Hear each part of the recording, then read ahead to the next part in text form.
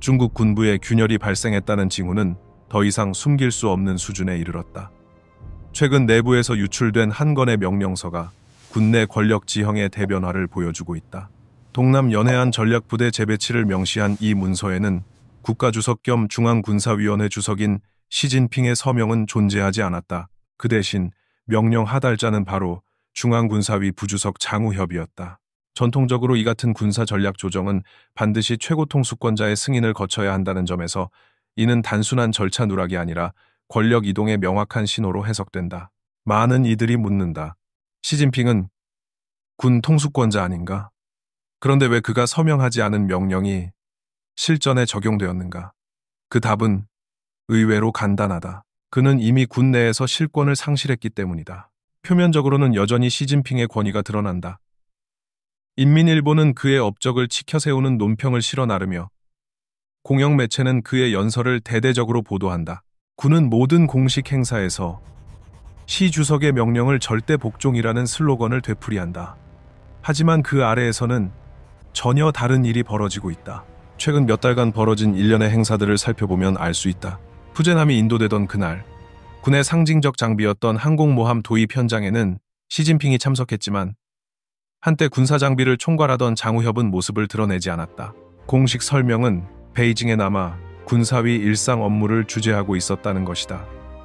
그러나 베이징의 어떤 일정도 공개되지 않았다. 이는 단순한 부재가 아닌 전략적 후퇴라는 분석이 나온 이유다.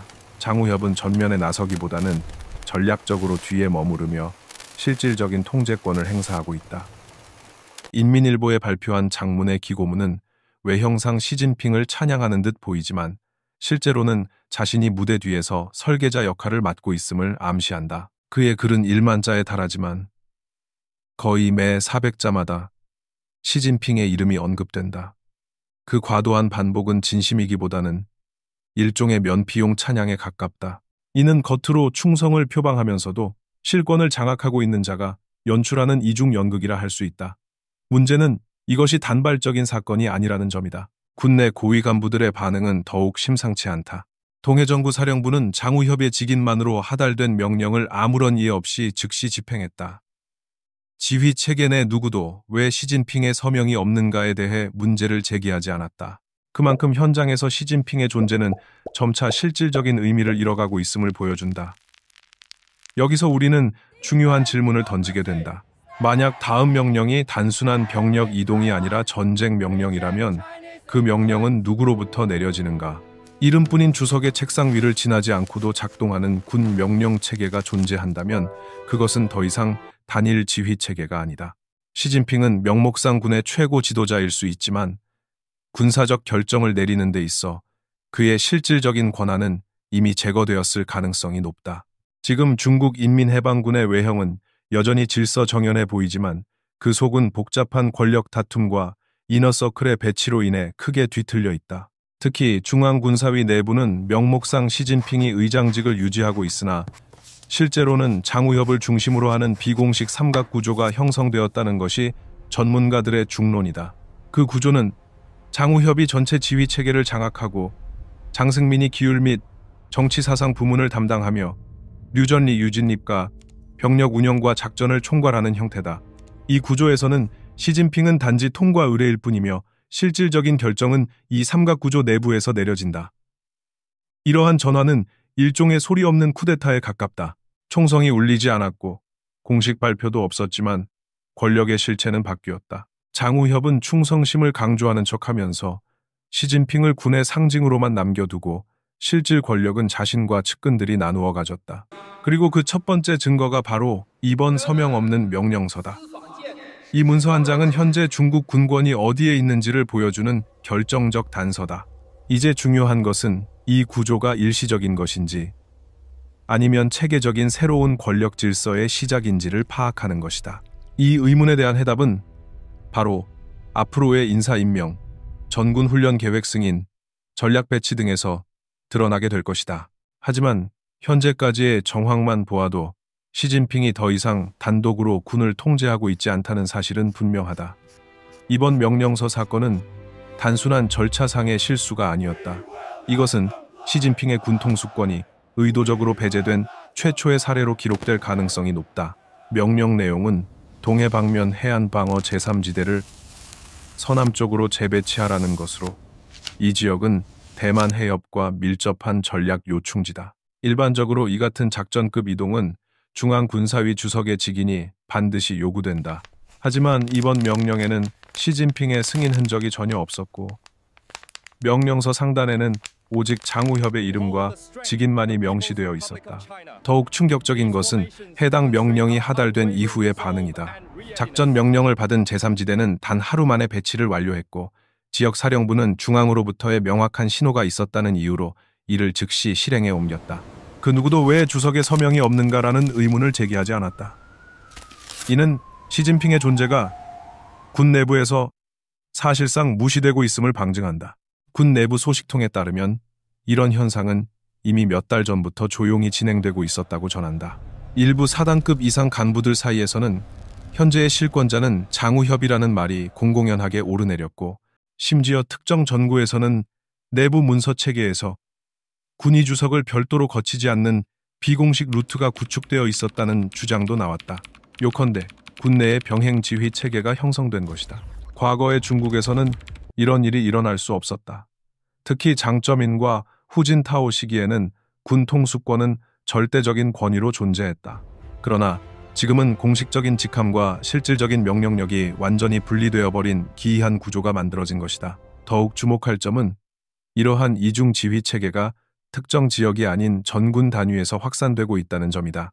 동부전구뿐 아니라 남부전구, 중부전구에서도 장우협 명의의 문서가 빈번히 오가고 있으며, 각 전구의 작전계획 역시 중앙군사위 내부의 소위원회에서 먼저 조율되고 있다는 정황이 잇따라 포착되고 있다. 한 고위 장성 출신 퇴역자는 익명을 전제로 이렇게 말했다. 지금 군은 겉으로 보기엔 질서가 있지만 명령은 장우협에게서 내려오고 있다. 시진핑의 명령은 선언이지만 장우협의 명령은 실행이다. 이 말은 지금의 권력 구도를 가장 정확히 요약한 표현이다.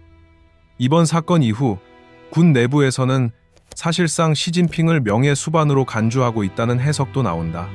그의 이름은 행사장 현수막에 걸리고 기념비에 새겨지며 교장 연설문에 인용되지만 실제 결정 과정에서는 철저히 제외된다. 작전 계획 회의, 훈련 승인 일정, 심지어 무기 도입 관련 조율에서도 시진핑은 단지 보고만 받을 뿐 어떠한 승인 권한도 행사하지 못하고 있다는 전언이 이어지고 있다. 왜 이런 일이 가능한가? 이 가민은 왜 이런 일이 가능한가? 그 배경에는 장우협이 정교한 권력 설계가 숨어 있다. 그는 시진핑의 그림자처럼 행동하며 충성심을 강조하고 동시에 전면에 나서지 않음으로써 위협을 최소화한다. 겉으로는 철저한 충신의 모습이지만 실제로는 모든 전략적 지점을 본인의 사람으로 채우고 있다. 이미 육군, 해군, 공군의 주요 지휘권은 장우협계 인물들로 대체되고 있으며 군사위 산하기획국, 장비국, 정보국에서도 같은 흐름이 진행 중이다. 더불어 장승민과 류전리 역시 각자의 영역에서 독자적인 의사결정 권한을 확보하고 있다. 장승민은 군내 사상 통제와 기율 검열을 무기로 삼아 고위 장교들을 관리하며, 류전리는 각 전구작전 회의를 주도하며 병력 운용 권한을 장악했다. 시진핑은 이름만 있는 수장일 뿐 실질적인 군 기획 회의에는 목소리를 낼 수 없는 구조다. 이번 서명 없는 명령은 단순한 서류 사건이 아니라 전체 권력 재편의 시발점이자 결정적 증거다. 앞으로 유사한 명령이 반복될수록 군내 실세의 실체는 더욱 명확해질 것이다. 명령 체계가 바뀌었고 주석의 서명이 사라졌다면 이제 진짜 묻지 않을 수 없다. 도대체 누가 실제로 명령을 내리는가? 그리고 그 구조는 어떤 방식으로 작동하는가? 이 질문에 대한 해답은 바로 중앙군사위원회 내부에 형성된 비공식 권력 삼각편대라는 새로운 지배 구조다. 이 구조의 정점에는 장우협이 있고 그 양측 날개에는 장승민과 류전리가 있다. 먼저 장우협은 군 전체를 아우르는 실질적인 최고 지휘자다. 그는 과거 총장비부 부장을 역임하면서 각 군종과 전구의 폭넓은 인맥을 형성했고, 부주석이 된 이후에는 인사 배치와 전략 기획, 지휘 라인까지 모두 통제할 수 있는 위치를 확보했다. 그의 장점은 단지 경험뿐만 아니라 침묵 속의 장악이다. 그는 대외적으로 나서기보다 뒤에서 조율하며 사람을 움직인다. 그리고 이번 무서명 명령 사건이 보여주듯 이미 전군이 그의 지시를 따르는 구조로 전환되었다. 그렇다면 장승민은 어떤 역할을 맡고 있을까? 그는 현재 중앙군사위의 기율검사위원회 출신으로 군내 모든 감찰, 검열, 사상교육을 총괄하고 있다. 외형상으로는 당의 명령을 철저히 따르는 인물처럼 보이지만 실제로는 무서운 계산가로 알려져 있다. 그가 처음 두각을 나타낸 것은 바로 시진핑의 반부패 캠페인을 수행할 때였다. 당시 그는 군 내부의 거물급 인물들을 숙청하며 시진핑의 칼이라는 별명을 얻었다.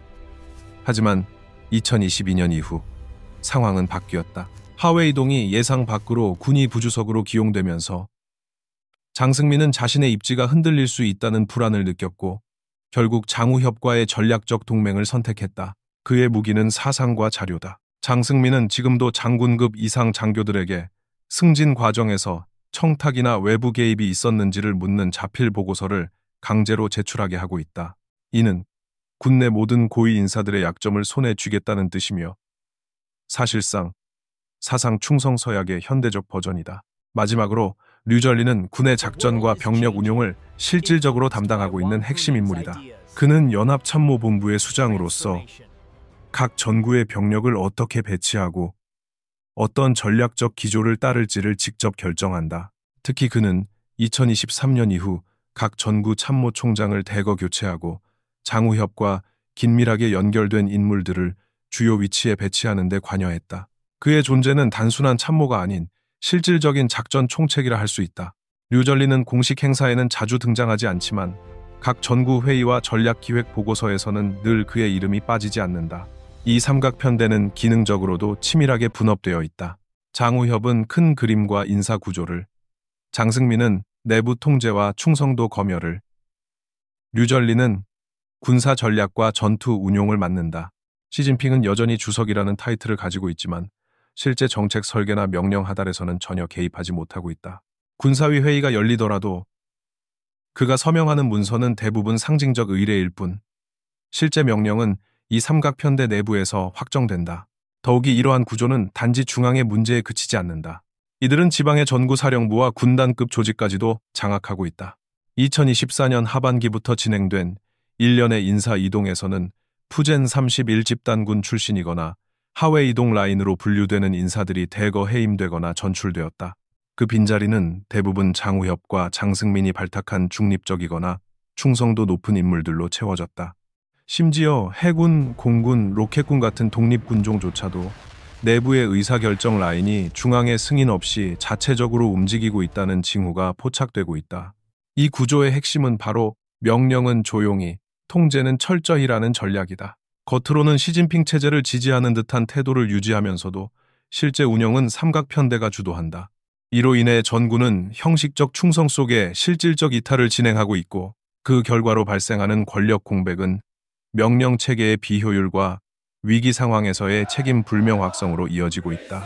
이 삼각편대는 일종의 과도기적 권력 분할 체제일 수도 있고 혹은 새로운 상설 구조의 시작일 수도 있다. 그러나 분명한 것은 지금 중국 인민해방군의 명령 라인에서 시진핑의 실질적 권한은 빠져 있으며 그 자리를 장우협과 그 동맹자들이 채우고 있다는 사실이다. 삼각편대 체제가 군내에 자리 잡으면서 가장 먼저 영향을 받은 것은 군 내부의 정신적 구심력이었다. 과거에는 모든 장교들이 최고 지도자의 명령이라는 명확한 상위 지시 체계를 인식하고 있었다. 하지만 지금은 명령의 출처가 명확하지 않다. 겉으로는 시진핑, 실제로는 장우협, 감시는 장승민, 작전은 류전리, 이처럼 지휘체계가 분리되고 분산되면서 각 부대는 누구의 말이 진짜인가를 두고 혼란에 빠진다. 그 결과 지휘체계 전반에 심각한 신뢰 위기가 발생하고 있다.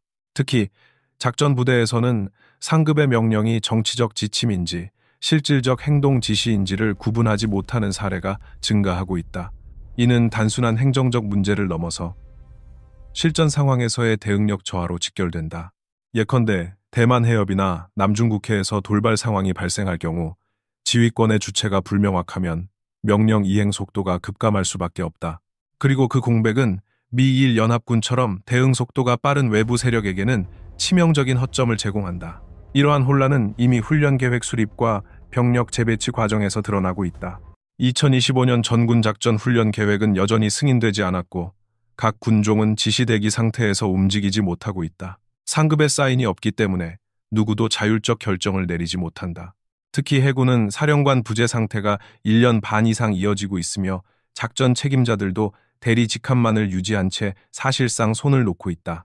실제로 지난 분기 해상 합동훈련은 기존 계획 대비 30% 이상 축소되었고 항공기 투입 횟수도 절반 이하로 떨어졌다는 내부 자료가 확인된 바 있다. 게다가 이 대리 체제는 군 전체의 의사결정 구조를 마비시키고 있다. 현재 중앙군사위원회 7인 체제 중 3석이 여전히 공석인 채 유지되고 있으며 이는 장우협과 시진핑 모두 서로의 임무를 받아들이지 않기 때문이라는 분석이 지배적이다. 시진핑은 자신의 측근들을 고위직에 앉히려 하지만 장우협은 이를 거부하고 있고 반대로 장우협이 추천한 인물은 시진핑이 맡고 있다. 그 결과 군 최고기관인 군사위원회가 의사결정 기능이 없는 반쪽짜리 조직으로 전락했다. 더 큰 문제는 이러한 구조가 군 간부들의 사기 저하로 이어지고 있다는 점이다. 대리직함을 가진 장교들은 언제든지 교체될 수 있다는 불안 속에 있으며 이는 자율성과 책임의식의 소멸로 나타난다. 어차피 내 자리는 정식이 아니니까 무리할 필요 없다는 생각이 확산되면서 병력 운용과 작전 기획에 있어 시간 때우기식 행정이 만연하고 있다. 실례로 북부전구 일부 부대에서는 정기 훈련 자체를 무기한 연기하거나 형식적인 훈련만 반복하고 있다는 보고도 나온다. 이처럼 권력의 균열은 단순한 정치 문제를 넘어서 국가안보의 구조적 취약점으로 확산되고 있다. 지도부의 불신이 군 지휘 체계의 마비로 이어지고 이는 다시 훈련 부실과 대비력 약화로 연결된다. 군이 외부 위협에 민감하게 반응해야 하는 시점에 내부적으로는 지시대기 승인 보류 책임 회피라는 악순환이 반복되고 있다. 게다가 이러한 구조 하에서는 비상 상황에서의 일관된 대응이 불가능하다. 누가 지휘할지, 누구의 명령이 최우선일지, 실전 상황에서 그 기준이 존재하지 않는다. 작전 지휘권이 복수의 계통으로 나뉘어 있을 경우 전장에서는 그 누구도 명확한 결정을 내리지 못하고 각 전군은 서로 책임을 전가하며 판단을 유보할 가능성이 높다. 이것이 바로 시진핑이 실권을 상실했고 동시에 장우협도 완전한 승자가 되지 못한 이유다. 권력은 장우협 편으로 기울었지만 그는 여전히 형식적인 승인 절차를 거쳐야 한다.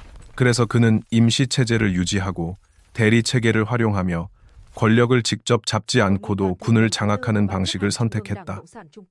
하지만 이 방식은 지속 가능하지 않다. 시간이 흐를수록 군 내부의 혼란과 갈등은 누적되며 결국 더 큰 균열로 이어질 것이다. 지금까지의 정황을 종합해보면 우리는 하나의 명백한 결론에 도달하게 된다. 시진핑은 더 이상 인민해방군을 통제하지 못한다. 그는 중앙군사위원회 주석이라는 칭호를 유지하고 있지만 명령은 내려지지 않으며 서명은 무시되고 승인권은 형식적인 절차로 전락했다. 반면 장우협은 부주석이라는 직함 아래에서 사실상의 지휘권을 장악했고 장승민과 류전리와 함께 기능적으로 완벽한 권력 삼각 구조를 구축했다. 이러한 구조는 시진핑을 전면에 내세워 모든 비난과 책임을 그에게 집중시키는 동시에 자신들은 실질적 통제권을 행사하며 리스크를 최소화하는 전략적 설계다. 그 결과 시진핑은 이름만 있는 군의 얼굴이 되었고 장우협은 권력의 실질적 운영자가 되었다. 그러나 이 체제가 영원할 수는 없다. 권력의 공백은 필연적으로 충돌을 부른다. 다가오는 제21차 당대회를 앞두고 시진핑은 다시 군권을 되찾기 위한 반격에 나설 가능성이 높다. 그 반격은 인사권 행사, 정치국 구성, 군기강 강화 등 여러 경로로 나타날 수 있으며 이는 다시금 군 내부의 균열을 심화시킬 수 있다. 한편 장우협 역시 시간이 많지 않다. 그는 자신이 구축한 인맥을 활용해 군 내부의 완전한 재편을 꾀하고 있으며 핵심 직위에 자기 사람을 배치하는 데 집중하고 있다. 만약 향후 2년 내에 군사위 인선을 장악하고 정치국과의 교차 영향력을 확대한다면 그는 군권의 영구 보유자로 자리매김할 수 있다. 결국 현재의 대리체제와 명목 권력 구조는 일시적 타협의 산물일 뿐이다. 이 구조는 오래 지속되지 않으며 다음 충돌은 더 치열하고 더 노골적인 양상으로 나타날 것이다. 전면전은 아직 시작되지 않았다. 하지만 총성 없는 군권 쟁탈전은 이미 조용히 그러나 확실히 시작되었다.